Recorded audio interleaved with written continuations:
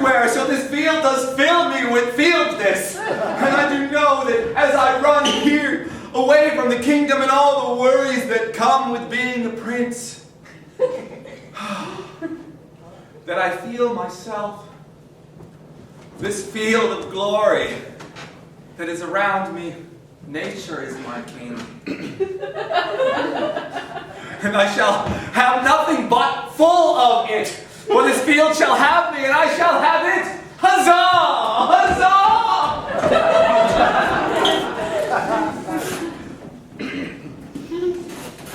Know you that my brother hath taken himself from the castle and gone larking through that field again? He doth strip himself down to nothing but his tights, and there he doth frolic night and day, the dappled sunlight kissing his strong shoulders. And this my father feels, is the worthy heir to the throne.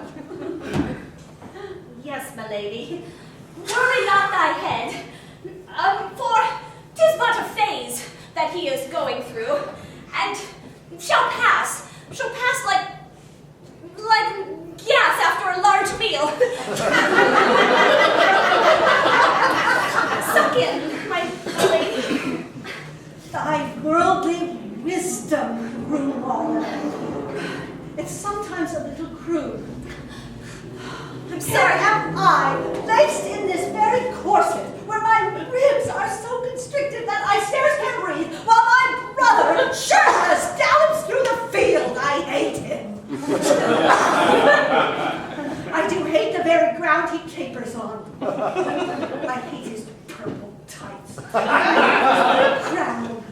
I hate that my father doesn't think him more worthy than his daughter. Nay, he thinks no such thing.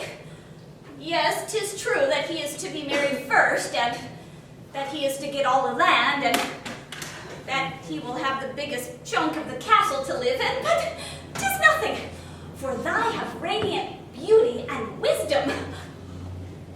What good does my wisdom do shut up here in this tower? Grunwalder, you must help me. We must bring my brother low. We must trip him in the very field in which he frolics. We must plant him face down in the mud. Oh, my lady, this is such a treacherous plot, and I am in on it? Very well, I shall help you. Indeed, I knew you had a cunning mind. Come, we shall talk further of this and think of a way to turn my father's heart from this foolish fool of a brother.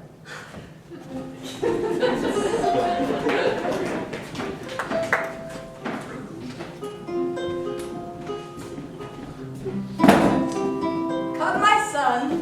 I long to hear your stories of yon meadows. For I behold my rock that doth hold me steady in my leadership. Father. Ah, son, thou art a goodly nature, of godly form. Father, I do take after thee. Thou dost know this. Thy form is round and smooth and perfect like my rock. Indeed, sire, father, I have seen thou hast become more attached to that rock. I would think that this rock did tell you secrets. Pray thee, what doth thy rock tell you today? Lower thy voice in the presence of my sacred rock, dear son.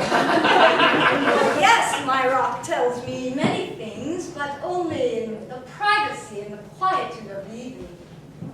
I do worry about my father, that rock he hath held for the last year since our dear mother did die. Dear rock, I look upon you as the very rock of my heart, that doth hold me firm and strong in my countenance, and doth give me the courage to go on. Through dark night and light day, thou art solid beneath me and with me in my arm whene'er I choose. I hold thee to my chest, e'en though no one knows the secrets we share. Only I who do listen while he prattles on to such a stone. But we tarry on. I long to hear of your adventures in yon meadow. What hast thou found there Francis. Peace, Father. Peace. Then you and I are alike, for I too feel the peace. Indeed, it is this that I fear.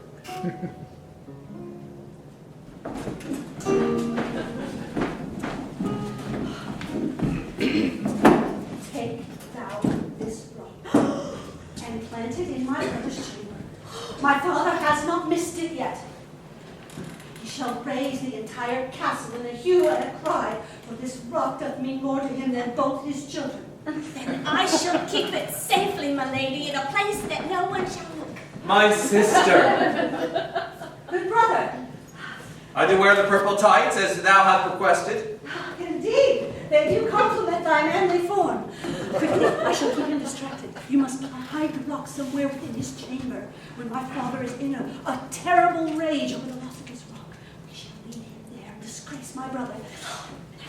Good Thou brother, is my one and only sister. I am well.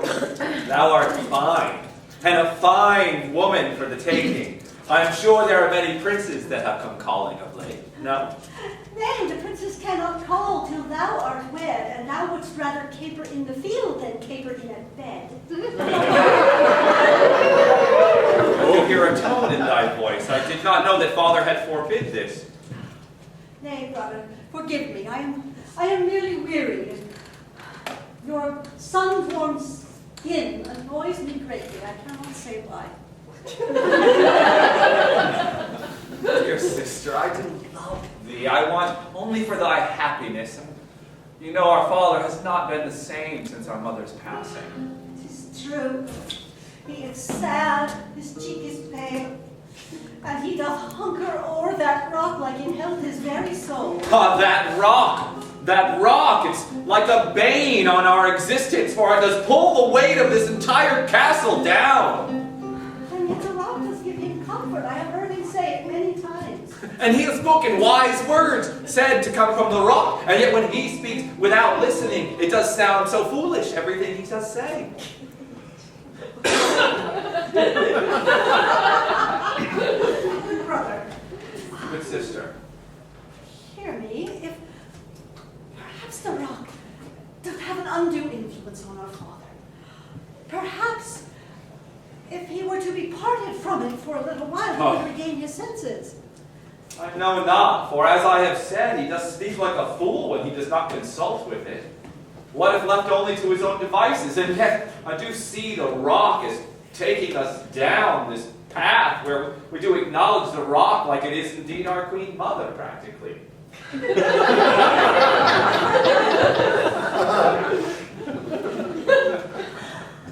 Thou art sad, I see. Indeed, good brother, I am sad.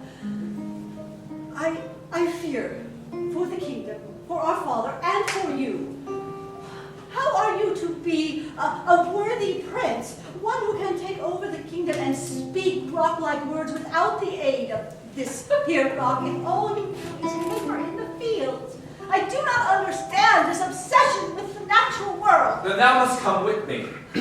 Come with me to the fields, and thou shalt feel the glory of the sunshine, the glory of the weeds underneath thy feet, the grass, thou shalt roll in it. Thou, thy children, my children, Desdemona, Philip. It is good to see this bond. You know, it is the time, though, to honor our sacred rock together before I do go to my bed, and I'm waiting for you to lift the cloth that doth cover the very rock. Indeed, Father, I shall lift it. Yes, indeed, we shall do as we have done every night, Father. And We yet know how you cherish that my rock. heart is sad, for I do see such goodness in my brother. If he were not a fool, I could almost love him. But no, I have set my course. I must now reveal the rock to be gone. And then my father shall be exceedingly wroth. Come, Father, Yes. into the chamber. I shall reveal the rock, dear father. I am ready to see the rock again. Oh, the fields! My rock! My rock! I can hear them all the way from the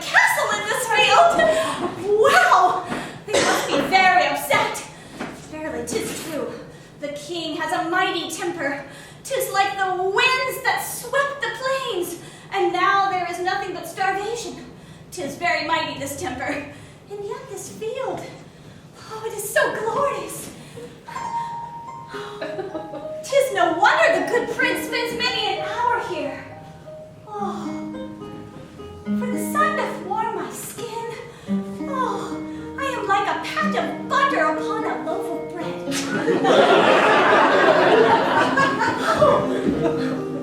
A spring, a babbling brook, and flowers.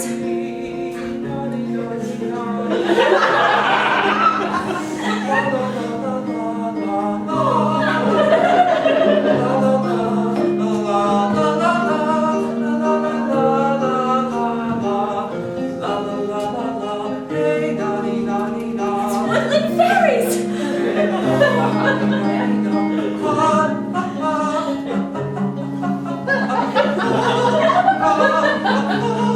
Are the trees speaking to me? Nay. Tis the prince. He is on his way. Oh, I shall hide behind this tree.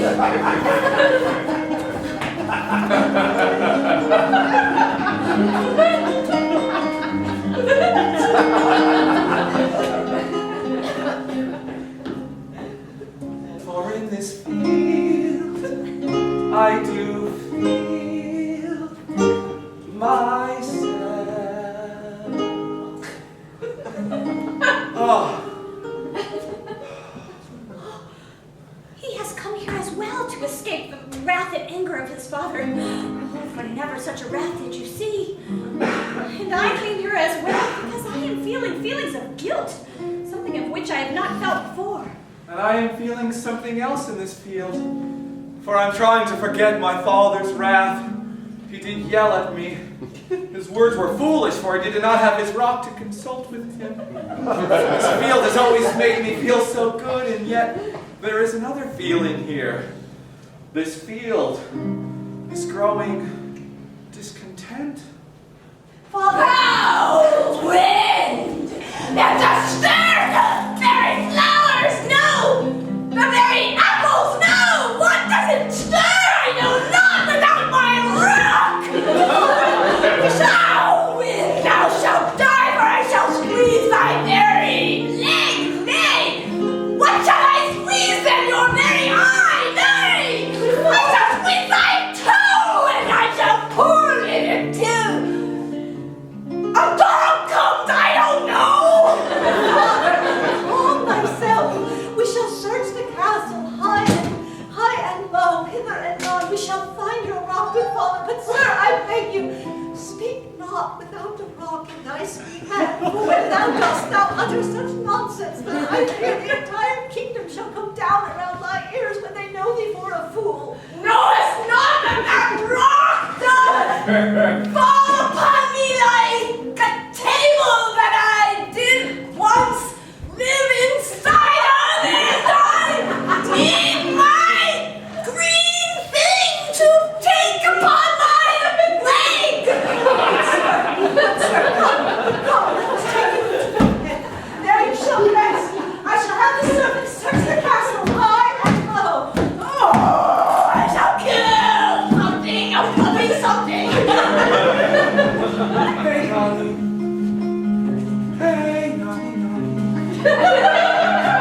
Hey, Nani. I do feel discontent out. Oh, my brother! My brother! Our father is insane! Thou art in the field. I am killed! Remove thy bodice. What? Take it off thy corset. It does strangle you. I do see. The field is empty here. Our father is insane and you would have me stripped! Yes. Very well, do it. This is my unusual family. I have never heard him growl so. I fear his brain is gone. My brother, Thou art shapely, sister. Oh, this is a most unusual sound. Feeling the weight of this upon my heart, literally, for I have been the instrument of doom. Simple me. feel this hair. And yet, there is something here today I do feel. In this field, something has changed. But first to you, my sister. Reveal yourself, and let the field infuse you. Joy shall fill you with its love and empty spaciousness, and thou shalt be done with any word that thou dost have. Indeed, anything would be better than to hear our father prattle like a fool within the halls of the castle. Hey, hey, hey, oh, my sister, shapely and so well, dancing like a fairy in the field. Hey, hey, Masters, the tickle my bare feet. to the very sun. Hey,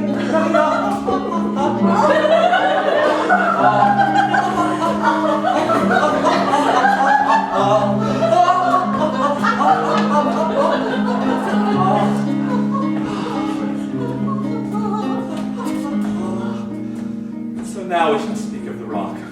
Oh, good brother, I have done a grievous thing. There is... I have done a grievous thing, for it was not she. I took the rock. Your mother hath the rock. She was to plant it in your chamber. What? I know not what, she hath not done this, but I am grateful. I was angry and resentful of your freedom in the field. I did not understand because I had not experienced it.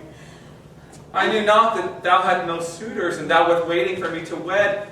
Thou must be lonely up there in thy tower, in thy empty bed. And with such happiness that thy finds in such fields, then nothing draws you, nothing marriage will yield. For the joy is here, in the sun, not with you to marry one. And therefore your sister is alone. And therefore, did I take your fallen rock? Stone. Stone. I thought you planted in your chamber, and there he would find him, and perhaps you disown.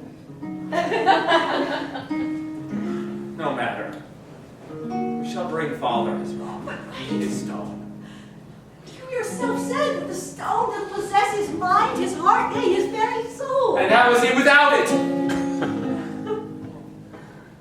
Sometimes a stone is what you need. If he wants to project our dear mother, spirit, and the spirit speaks to him through the stone, who are we? Who are we but his kin? Brother, thou speakst true. Thou art ever wiser in the ways of the heart than I. We shall give dear father back his rock, and then thou must find a bride. Where couldst thou find one? I know not. A fine wife, stout and hardy, And one who loves the fields. with hips that could bear thee many children, and knows how to make a good stew. Take off thy dress and dance for me. Oh, how I have longed to hear those words.